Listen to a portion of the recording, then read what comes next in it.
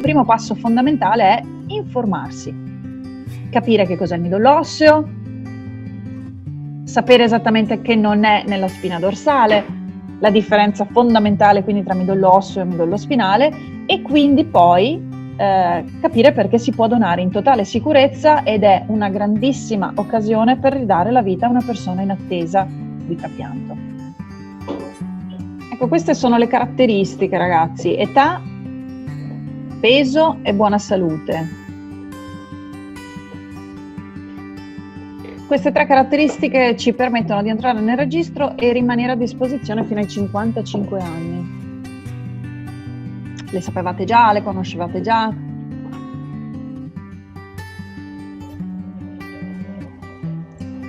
Io ve ne posso fare vedere? No. Davide diceva che non lo sapeva. Ok. E quando parliamo di midollo osseo, vogliamo provare a vedere questo di video? Vediamo se lo vedete. Sì, vediamo se proviamo questa. Lo vedete? Sì. Qual è la differenza tra midollo osseo e midollo spinale? Il midollo osseo è un tessuto semiliquido, si trova nelle ossa piatte e lunghe,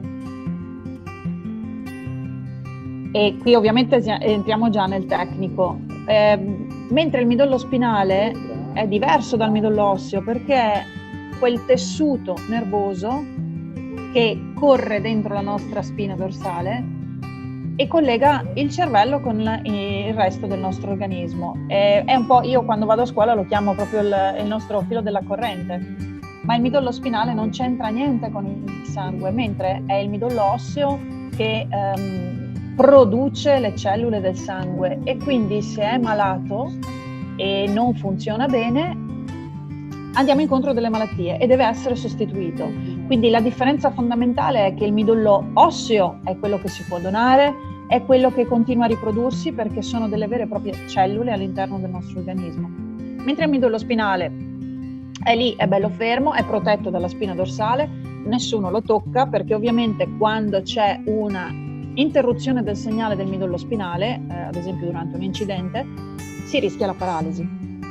Quando parliamo di dono sicuramente non possiamo parlare di mettere a rischio la salute dei donatori. Quindi questa è la prima importantissima differenza che vi chiediamo di tenere ben presente e anzi di portare con voi. La prima domanda che di solito facciamo per sciogliere un po' il ghiaccio è: dove si trova il midollo osseo?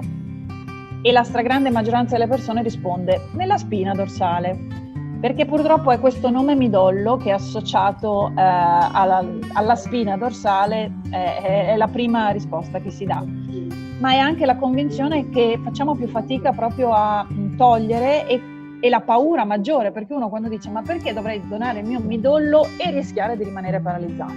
Non è così. Se riusciamo a distinguere i due midolli e dire che il midollo osseo e il midollo spinale sono diversi e si dona il midollo osseo, cioè si donano le nostre cellule staminali, quelle che producono il sangue, in una maniera assolutamente sicura e che non metta a repentaglio la nostra salute, beh, facciamo già un bel sospiro e ci rilassiamo, insomma. Quindi, ok, è midollo osseo, le cellule che nel nostro organismo lavorano. Questo già vi sembra interessante?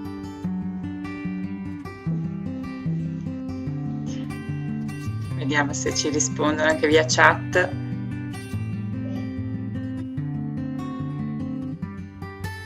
Se volete io vi faccio vedere altri video, però... Sì, vai Paola, intanto ne mettiamo esatto, un altro e poi magari... Vediamo questo. Esatto. Confermatemi sempre che lo vedete. Questo è un po' più lungo e c'è tutta la storia della donazione.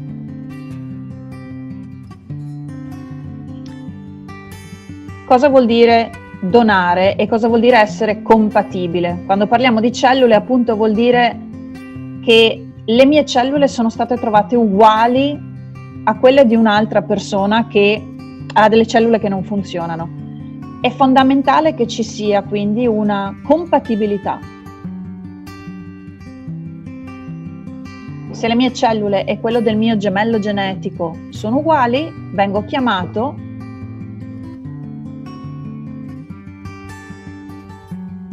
e appunto c'è tutto un percorso in cui i medici ci accompagnano per dare la disponibilità, confermare il fatto di essere disponibili e soprattutto di stare bene, perché la collaborazione tra donatore e ricevente, eccolo qua, è fondamentale, la salute sia del donatore con il pensiero alla salute del ricevente. Se il donatore sta bene, il percorso inizia intanto dalla scelta. Come si dona? Si può donare da sangue periferico, che è questa metodologia che state vedendo. Bisogna prendere un fattore di crescita che permette alle nostre cellule di crescere e di entrare in circolo nel nostro sangue, perché normalmente abbiamo detto che le cellule sono nell'osso. Bisogna che siano aumentate, che entrino in circolo, e questo potrebbe appunto provocare un piccolo dolore, indolenzimento alle ossa, come quando abbiamo l'influenza, ma semplicemente perché il nostro organismo sta producendo tante cellule e di solito si prende una tachipirina se si ha un po' di malessere generale, e questo permette alle cellule di essere pronte per essere prelevate direttamente in un centro donatori, quindi come se si andasse a donare il sangue, e dal braccio, quindi con la feresi, che è questa procedura che permette di prendere il sangue da un braccio e filtrare il sangue dentro un macchinario che è come se fosse una grossa centrifuga, che permette di raccogliere una sacca di cellule staminali, perché le cellule staminali hanno un peso un po' maggiore rispetto alle cellule del sangue, quindi vengono facilmente prelevate, raccolte in una sacca e trasmesse al ricevente. Il secondo metodo di donazione è quello più vecchio, diciamo così, è assolutamente sicuro, è comunque sempre stato svolto in questi ultimi 30 anni e consente di prendere le cellule direttamente da dove si trovano, cioè dall'osso. L'osso migliore da cui prelevarlo è l'osso del bacino. L'osso del bacino, che è grande, non ha organi vitali, si fa una puntura, ovviamente in sala chirurghi, è un metodo chirurgico assolutamente semplice e permette appunto di prelevare le cellule da dove si trovano. Si rimane poi una notte in ospedale e appunto, come vedete, dopo qualche giorno il donatore assolutamente ha ripristinato il numero delle sue cellule. Eccolo qua, ci mette più o meno 7-10 giorni a seconda ovviamente del proprio organismo. E la stessa raccolta avviene in un sacchettino, le cellule sia nel primo che nel secondo modulo vengono raccolte in un sacchetto e semplicemente spedite al ricevente, che sta attendendo di rinascere, proprio una vera e propria rinascita. E pensate, al ricevente le cellule verranno reinfuse attraverso una semplicissima trasfusione, quindi come fosse esattamente quello che vediamo nei filmati o nelle sitcom mediche. Ed è tutto molto semplice perché le cellule sanno esattamente dove tornare. Si chiama homing, cioè tornare a casa. Le cellule sanno dove andarsi a posizionare e ricominciare a lavorare per dare una nuova vita. Paola, sei bravissima, vedo che qualcuno ha detto che è molto interessante. Noi vi diciamo una cosa, adesso noi vi abbiamo dato 2 o 3 informazioni, però ovviamente voi potete continuare a chiederci, soprattutto scriverci anche su tutti i profili social. Paola, ricordalo pure, che così sì, insomma, assolutamente. Noi oggi diffondere il verbo. Abbiamo approfittato di questo evento di Expo Scuola, che immagino voi veniate da lì. Era interessante sapere appunto se voi siete studenti, quanti anni avete, per capire se state sfruttando appunto la piattaforma digitale di Expo Scuola. Abbiamo fatto qualche incontro anche nei giorni scorsi. Ci permette questo di avvicinarvi, avvicinare ad altri studenti. Noi ogni giorno siamo attivi grazie ai volontari su Facebook, c'è la pagina di ADMO Padova e di ADMO Veneto. Allo stesso modo siamo in Instagram, dove ogni giorno cerchiamo di mettere storie nuove. Abbiamo un sito sia ADMO Padova, ma soprattutto ADMO Veneto, che ha una sezione che si chiama Iscriviti, dove potete trovare una pagina dove lasciare i vostri recapiti, e in assoluta anonimato, nel senso che i vostri dati verranno raccolti solo dalla segreteria, ma non per mandarvi pubblicità o messaggini. È il vostro modo di dirci che avete voglia di approfondire, di essere informati, quindi non è una presa di posizione da dire voglio assolutamente diventare donatori. Ripetiamo. Paola, allora se intanto togli lo share screen, sì. Davide chiede se fa male donare il midollo osseo. Allora, il dolore è sempre molto relativo, però parliamo dei due metodi che abbiamo visto. Il primo metodo, quello da aferesi, comprende una punturina nel braccio, quindi il dolore è quello che possiamo associare alla paura degli aghi. E l'assunzione del farmaco che abbiamo visto, che è quei 5 giorni prima della donazione, può avvenire o con una punturina sottopelle, di quegli aghetti proprio piccolissimi, o addirittura con un farmaco, per cui il dolore è veramente limitatissimo. La cosa più grande potrebbe essere questa sensazione di malessere, perché a volte può dare mal di testa, a volte può dare un dolore alle ossa. Vi assicuro che i nostri donatori effettivi tutti dicono: bah, io non ho sentito niente, o perlomeno rispetto al risultato di sapere di aver salvato una vita, è un dolore sopportabilissimo. E Paola, si chiedono anche perché non si può donare dopo i 55 anni. Sì, allora finisco di rispondere. Nell'altro metodo invece della donazione da osso del bacino, quindi in anestesia, lì il dolore assolutamente non si sente, perché siamo in sala chirurgica e il donatore ha un'anestesia che dura una trentina di minuti. Potrebbe esserci un dolorino dopo, quando ci svegliamo, come aver preso un calcio nel sedere, però in una giornata passa, si prende la tachipirina, quindi il dolore è veramente minimo. E vi ripeto, attiro l'attenzione su questo: in tutto il percorso siamo accompagnati dai medici e dagli infermieri dei centri trasfusionali e delle aziende ospedaliere, e la salute del donatore non viene mai messa a rischio, quindi è tutto sopportabile. Allora assolutamente sì. Stavo per dire che per noi donne, ad esempio, magari sono i dolori del ciclo molto più forti di quella che può essere il dolore di una punturina, ad esempio. Il discorso invece dell'età, grazie, perché questo è fondamentale. Abbiamo detto che c'è una banca dati, si chiama Registro dei donatori di midollo osseo, in cui bisogna iscriversi per poter essere disponibili, perché altrimenti l'alternativa sarebbe andare in giro con un codice a barre in fronte e dire: io sono fatto così, ho le cellule fatte così, prendetele se ne avete bisogno. Non è possibile farlo, quindi abbiamo bisogno di fare un prelievo di sangue per far entrare le nostre cellule in questo registro e metterle a disposizione e dire: io ci sono disponibile. Se e solo se le mie cellule saranno compatibili con un malato, verrò richiamato. La ricerca di compatibilità avviene dal momento in cui entro nel registro fino ai 55 anni di età. Questo è stato stabilito dalla legge trasfusionale, perché i 55 di anni è una soglia dopo la quale solitamente la maggior parte delle persone magari comincia ad avere qualche acciacco. Allora, per tutelare al massimo la salute del donatore, non gli si chiede di essere a disposizione fino a 150 anni. Ecco, questo è il motivo. Si rimane iscritti nel registro fino ai 55. Ma la cosa fondamentale, che è il motivo per cui siamo qui, è che si entra nel registro solo fino ai 35 anni, tra i 18 e i 35 anni. Quindi noi abbiamo bisogno di cercare giovani che si informino il prima possibile e prendano questa decisione di entrare nel registro, di diventare donatori, di mettersi a disposizione. Ma c'è bisogno di tempo, ognuno di noi ha i propri tempi. Allora prima ci informiamo e prima possiamo approfondire, capire, sentire testimonianze di donatori effettivi, sentire le testimonianze ancora più belle di riceventi. E nella piattaforma di Expo Scuola, voi potete andare a rivedere. Io avevo caricato dei video dove c'erano sia le testimonianze dei donatori sia la testimonianza di Alice, che è una ragazza che ha ricevuto il trapianto. Quindi è fondamentale continuare a informarsi e prendere questa decisione. Prima la si prende, prima si entra nel registro e più tempo abbiamo per rimanere a disposizione. E quello che non abbiamo detto, già che parliamo di numeri, aggiungo che la compatibilità è a livello di cellule, quindi è una compatibilità genetica, e la statistica ci dice che una persona è compatibile con altre, cioè la compatibilità è di 1 su 100.000. Quindi io devo andare a cercare in un gruppo di 100.000 persone per trovare il mio gemello genetico.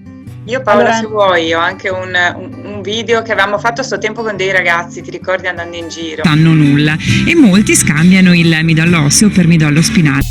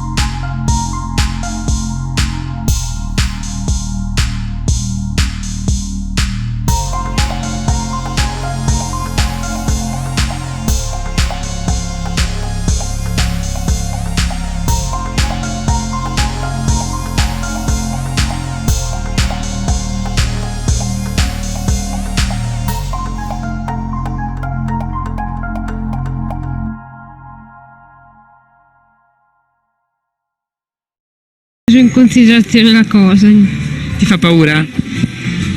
un pochino sì. So che fa male, hanno detto che fa abbastanza male, però insomma se c'è bisogno, volentieri.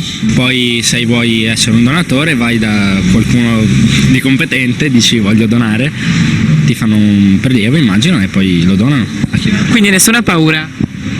Non ne vedo il motivo.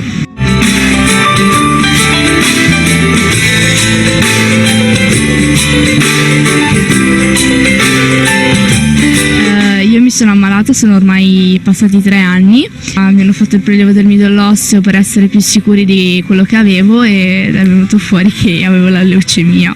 E poi il medico mi ha detto, ti cadranno i capelli. Io non riuscivo a capire niente finché dopo 10 giorni dal mio primo ricovero è entrato il mio medico preferito. Io ero follemente innamorata di lui e mi fa: hai la leucemia.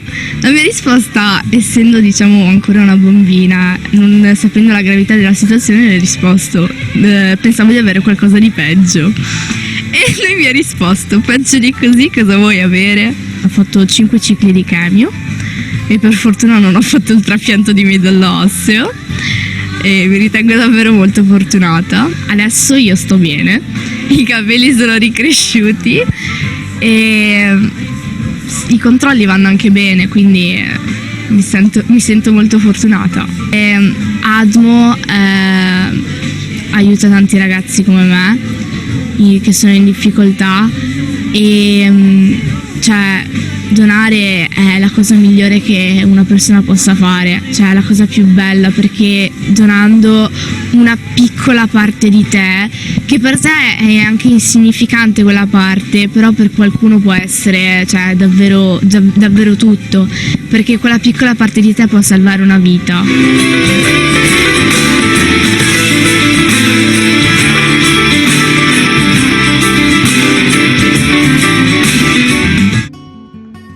Eccoci qua. Stop allo share screen, eccoci qua. È un riassunto proprio di quello che dicevamo, no? Avete visto, era un'intervista casuale di Micaela per strada. 9 persone su 10 parlano di midollo e pensano alla spina dorsale e ovviamente dicono no, fa troppo male, ma perché dovrei farlo? Andate a casa oggi, o non so se siete già a casa. Sì, forse sì, però va bene. Vabbè, provate a chiederlo, non so, avete un fratello, la mamma, il cugino, lo zio. Le stesse domande che ho fatto io, vediamo cosa rispondono. La chat della scuola, provate a chiedere dov'è il midollo osseo, vedrete, fatelo il test. E poi mandateci i risultati anche, perché così ci divertiamo un po'. Stessi delle informazioni, è proprio qui, il primo passo è informarsi. E tutto quello che non conosciamo ci fa paura e la paura la associamo al dolore. Se invece iniziamo ad informarci, a capire come funzionano le cose, è tutto più facile, si affronta tutto molto più serenamente. E anche la scelta di diventare donatori, e parliamo anche di dono del sangue, perché è la stessa cosa, il fatto di donare il sangue. In tanti non lo fanno perché hanno paura del lago, hanno paura del dolore, hanno paura di metterci troppo tempo. Vi assicuro che donare il sangue vi fa bene. Vi fa stare bene con voi stessi, vi fa stare bene di salute, perché tra l'altro vi tenete controllati, avete pure la colazione gratis, quindi davvero il permesso dal lavoro, quindi sono davvero i vantaggi del dono, dovrebbero essere molto più pubblicizzati rispetto alla paura o il dolore, che sono cose che abbiamo più un'idea del dolore di quello che è in realtà la possibilità di donare e fare veramente la differenza per qualcuno che è in attesa.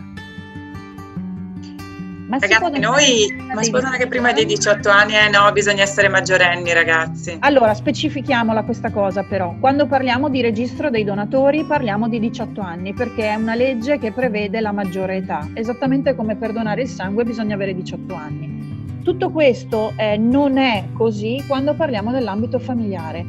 Avrete magari anche letto delle notizie che quando siamo in famiglia, cioè se io mi ammalo, parliamo di me, così nessuno deve fare gli scongiuri, se io mi ammalo e l'unico compatibile è un mio parente, in realtà un mio familiare stretto, quindi fratelli, perché sono i fratelli quelli più compatibili, e parliamo di una persona su 4 all'interno dell'ambito familiare che hanno un patrimonio genetico molto simile a me, allora in quel caso in ambito familiare potrebbe avvenire una donazione anche in minore età. È successo di addirittura bambini che abbiano donato le proprie cellule ai fratelli. Quindi ecco, questo vi dà l'idea di quanto può essere semplice e non pericoloso. Quante volte si può donare? È proprio questo il discorso. Da registro una volta sola, perché da registro noi rimaniamo matchati col nostro ricevente e quindi il donatore che abbia donato per una persona poi viene sospeso e rimane dedicato a quel donatore. Da registro quindi una volta sola, ma se dovesse capitare l'esigenza di donare in famiglia, assolutamente si può donare anche in famiglia, perché stiamo parlando di cellule che si ripristinano, quindi non è che è una tantum nella vita, semplicemente il registro prevede di rimanere a disposizione, quindi una volta per il registro, ma se dovesse essere necessario poi non ci sono vincoli.